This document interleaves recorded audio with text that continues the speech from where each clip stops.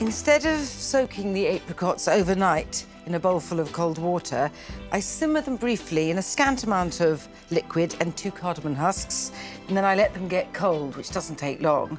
But this is more than a shortcut. What it does is it plumps up the apricots and infuses them with cardamom at the same time. These are for the top of the cake. It's about as near to crafts as I get. And you can probably see why.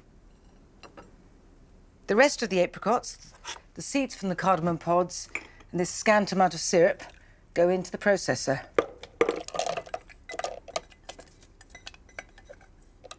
Every last bit.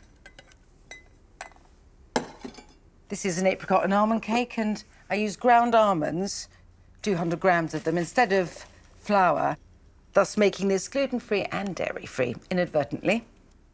To add a bit of bite and glorious goldenness, 50 grams of fine polenta, not instant, and some sugar, 150 grams.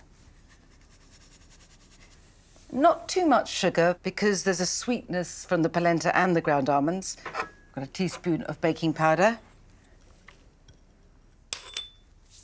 6 eggs,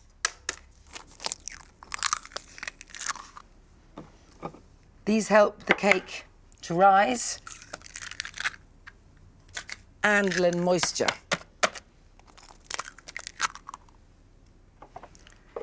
And now we blitz.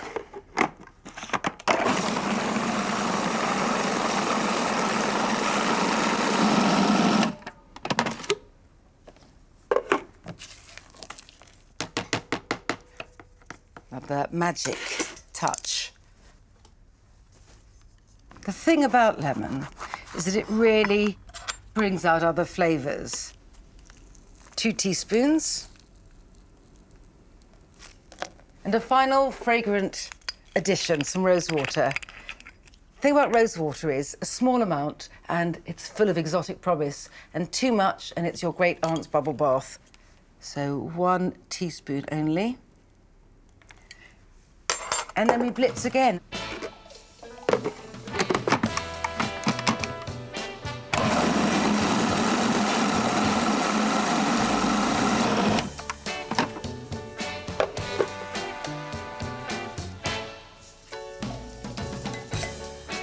This is a 20-centimetre spring form, and I've lined it and greased the sides, and I let the batter just flow in.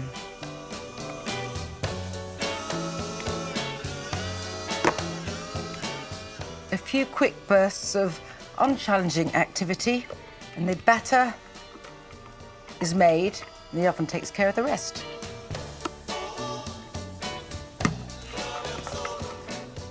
And now time for my modest artistic endeavour. I'm encircling the cake with apricots.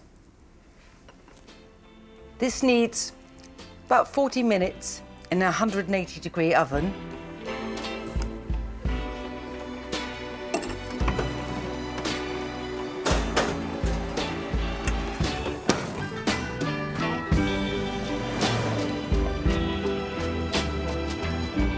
Once the oven's worked its magic, and while the cake is still warm, I glaze it with some apricot jam that's been made more spreadable by a spritz of lemon juice.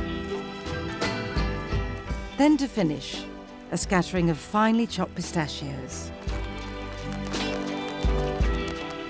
And the gleaming goldenness of the cake and the tender green of the pistachios make this a thing of simple beauty.